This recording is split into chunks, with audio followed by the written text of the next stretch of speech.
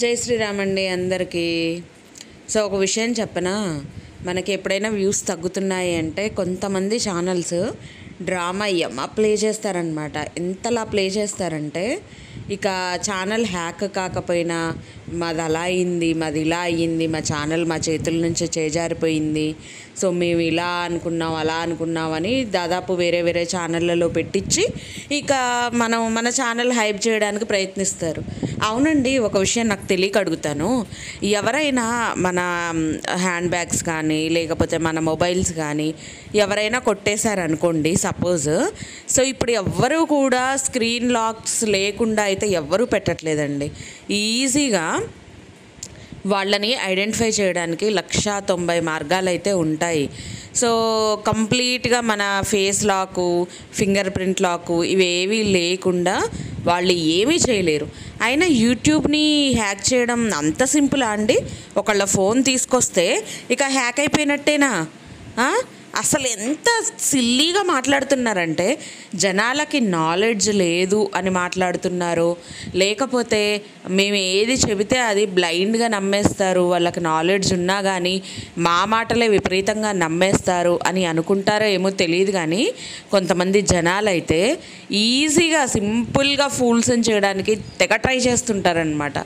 ఒకవేళ ఎవరైనా మన కర్మగాలిపోయి మన వస్తువులు ఎవరైనా కొట్టేశారనుకోండి, అసలు వాళ్ళు స్క్రీన్ ఓపెన్ చేయడానికి వాళ్ళు ఏదైతే ఆన్ చేస్తారో వెంటనే మన ఫోను వాళ్ళని క్యాప్చర్ చేస్తుంది. అలాంటి సెట్టింగ్స్ ఇప్పుడు ఈజీగా ఉన్నాయి. అరే ఇన్స్టా ఓపెన్ చేస్తే బోలెడన్ని సెట్టింగ్స్ తెలిసిపోతాయి, యూట్యూబ్ ఓపెన్ చేస్తే బోలెడన్ని సెట్టింగ్స్ తెలిసిపోతాయి.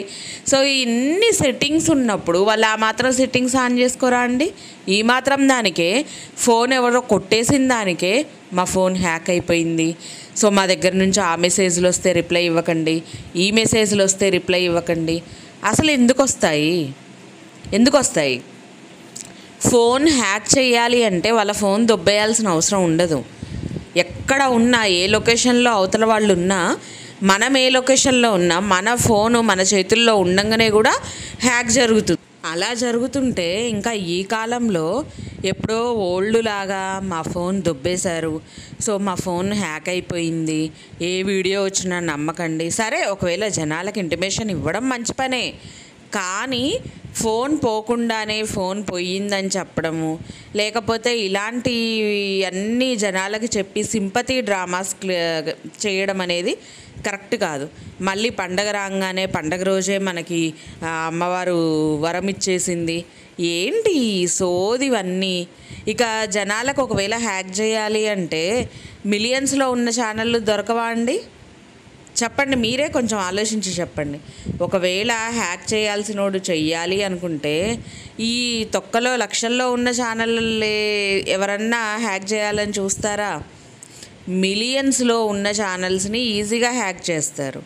అలా కాదు అనుకుంటే ఇక వీళ్ళు ఇక్కడ ఉన్న మామూలుగా ఉన్న దాంట్లో పెట్టిన వీడియో పెట్టంగానే ఒక 4-5 లక్షలకు వెళ్ళిపోతుంది అనుకోండి, అలాంటి వాళ్ళ వీడియోలన్నా చేసినా అదొక అర్థం. కానీ వచ్చే 20,000, 30,000, 40,000 వ్యూస్కి ఎవరండి చేసేది? అంత పిచ్చోళ్ళ? మరి చేసే వాళ్ళని కూడా పిచ్చోళ్ళ కింద చేసి చూపిస్తున్నారు వీళ్ళైతే. ఏంటంటే జనాలందరూ ఒక రకమైన సింపతి క్రియేట్ అవుతుంది అనమాట. అయ్యయ్యో పోయిందా, అరే వచ్చిందా లేదా అని మనం వాళ్ళ ఛానల్ని సెర్చ్ బాక్స్లో సెర్చ్ చేసి చూస్తుంటాం కదా. సో అలా సెర్చ్ చేసి చూడడం వల్ల వాళ్ళకి ప్లస్ అనమాట. అంటే యూట్యూబ్ వాడు ఫీల్ అవుతాడు, ఓకే ఈమె ఛానల్ని ఇంతమంది సెర్చ్ చేసి చూస్తున్నారు కదా, సో ఈమె ఛానల్కి ఏదో కొంచెం క్రేజ్ ఉంది కదా, ఇంకొంచెం పుష్ చేద్దామని చెప్పేసి ఇంకొంచెం ఎక్కువ మందికి రికమెండేషన్ అయితే జరుగుతుందన్నమాట. సో అలాంటి ఇప్పుడు ఆల్రెడీ వ్యూస్ తక్కువ వస్తున్నాయి, ఇంకే రకమైన ట్రిక్స్ ప్లే చేయడానికి అవ్వదు. ఇక ప్రమోషన్స్ అంటారా, ప్రమోషన్స్ వచ్చినా ఇప్పుడు జనాలు ఎవ్వరూ నమ్మట్లే. ఇంతకుముందు బాగా నమ్మిండ్రు, పాపం వర్క్ ఫ్రమ్ హోమ్లో జాయిన్ అయ్యి పిచ్చోళ్ళలాగా అయిపోయారు. కానీ పాపం చాలామంది నష్టపోయారు, వాళ్ళ నష్టాలు కూడా వెనక్కి తిరిగి వచ్చిందే లేదు చాలామందికి. సో ఇప్పుడు ఏంటంటే అది జరిగిన తర్వాత వీళ్ళ రియాలిటీ ఏంటనేది బయటపడ్డ తర్వాత ఇక జనాలు ఎన్ని ప్రమోషన్స్ చేసినా అసలు వాడి జోలికి వెళ్ళడం మానేశారు.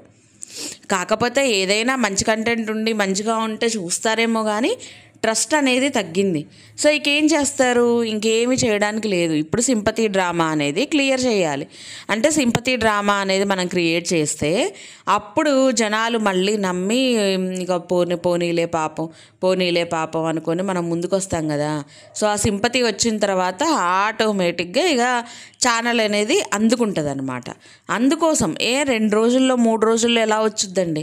ఒకవేళ జీమెయిల్ మనం చెయ్యాలని చూసినా, ఎవరైనా తీసుకోవాలి ఫోన్ దొబ్బేసిన వాళ్ళు తీసుకోవాలని చూసినా, సో అక్కడ వచ్చేసి మనకి క్లియర్గా వాళ్ళకి ఓపెన్ అవ్వదు. ఎందుకంటే మనం పెట్టేదే ఫింగర్ ప్రింట్, స్క్రీన్ లాక్స్ ఇలాంటివి పెడుతుంటాం. లేదు టెక్నాలజీ బాగా ఉండి ఓపెన్ అయినా సరే అంత ఈజీగా జీమెయిల్స్ హ్యాక్ చేయడం ఎంత సింపులా అండి చెప్పండి. గూగుల్ వాళ్ళు ఒప్పుకుంటారా ఇంత సింపుల్గా హ్యాక్ చేసేస్తే? అది జరగని పని. పోయిందేమో, మళ్ళీ కొత్త ఫోన్ కొనాలేమో, మళ్ళీ అవన్నీ గుర్తుకు తెచ్చుకోవాలి, వీళ్ళు పాస్వర్డ్స్ గుర్తుకు తెచ్చుకోవాలి, అండ్ జీమెయిల్ ఐడీస్ గుర్తుకు తెచ్చుకోవాలి, దానికి ఏ రకమైన అన్నీ ఇచ్చిరో ప్రూఫ్స్ అవన్నీ తెచ్చుకోవాలి. అంటే మొబైల్ నెంబర్స్ కానీ, ఇప్పుడు 4 మొబైళ్ళు ఉన్నాయనుకోండి, ఏ నెంబర్ ఇచ్చామో మనకే గుర్తురాదు ఒక్కోసారి జీమెయిల్ ఐడీకి. సో అలా గుర్తు తెచ్చుకోవడానికి టైం పట్టి వీడియోస్ పెట్టడం లేట్ అయితే అదే చెప్పండి. అంతేగాని ఎవరో తీసేసుకున్నారు, మీకు భయం అవుతుంది, అట్లా చేయకండి ఇట్లా చేయకండి అని చెప్పి ఇక ఆ తర్వాత మాకు పండగ రోజే అమ్మవారు కరుణించింది, మాకు వరం ఇచ్చింది, ఇంకా ఈ సోది అన్నీ చెప్పకూడదండి. జనాలకి ఉన్న విషయాన్ని ఉన్నట్టుగా చెప్పడం ఈ యూట్యూబర్స్ ఎప్పుడు నేర్చుకుంటారో నాకైతే అర్థం కావట్లా. అరే ముక్కెటు అంటే డైరెక్ట్గా చూపించకుండా తల చుట్టూ తిప్పుకుంటూ వచ్చి ఇదిగో నా ముక్కు అని చూపించినట్టే ఉంటుంది జనాలకి వీళ్ళు చెప్పేది. సో అది కరెక్ట్ కాదు కదా. ఎన్ని రోజులు మోసం చేస్తారండి, ఇంకా ఎన్ని రకాలుగా చేస్తారు. ఒక్క రవ్వక అయిపోయింది, ఇంకెన్ని రకాలుగా మోసం చేస్తారు. కొంచెమన్నా ఆలోచన ఉండక్కర్లా. అసలు నిజంగా నాకు ఆ వీడియో చూడంగానే నేనే షాక్ అయ్యా. అయ్య బాబాయ్ ఇదేంట్రా నాయన, అసలు ఇలా పెట్టారేంటి, పోతే పోయింది సరే, దాని గురించి ఇప్పుడు పోయిన తర్వాత దొరికింది అని చేసిన తర్వాత కూడా పోయింది అనే వీడియో ఇంకా ప్లే అవుతానే ఉంది. మరి అది తీసేయాలి కదా. ఇప్పుడు కొత్త మెంబర్స్ చూస్తారు, వాళ్ళు అయ్యో పాపం అది ఇది అది అని చెప్పేసి ఫీల్ అవుతూ ఉంటారు. ఇక కనీసం ఆ పెట్టిన వీడియో అన్నా రిమూవ్ చేయాలి కదా యూట్యూబ్లోంచి. ఎందుకంటే దొరికింది కదా, వచ్చేసింది కదా. మరి ఇంకెందుకని పాత వీడియోలో ఓహో అవునులే వ్యూస్ రావాలి కదా. మనకి అక్కడ ఏంటనేది ఇంపార్టెంట్ కాదు కదా. మనకి వ్యూస్ రావాలి, డబ్బులు రావాలి, ఇంకా ఏ జనాలు ఏదైనా ఏడవని ఎలా అయినా పోని, ఇదే కదా మనకి ఎయిమ్. సో ఇలాంటి వాళ్ళు ఉన్నంత కాలం యూట్యూబ్ మారదండి. ఉన్నా కొద్దీ ఇలాంటి మనుషులే ఎక్కువ పెరుగుతున్నారు కానీ తగ్గట్లేదు. సో నిజంగా చాలా చిరాకేస్తుంది ఇలాంటి వాళ్ళని చూశాక.